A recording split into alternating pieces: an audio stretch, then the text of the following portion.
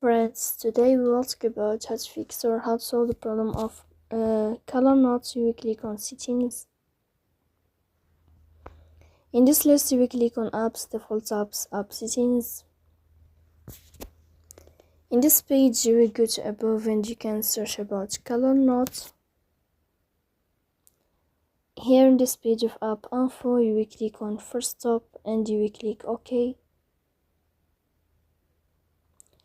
Then you will go to the window of storage.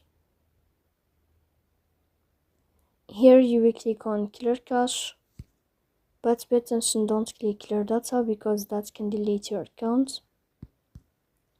In the end, you can turn off your phone and you can wait a moment to restart your phone again to fix that problem. So please don't forget to support us by like and subscribe. See you next time and thank you for your watching and your attention.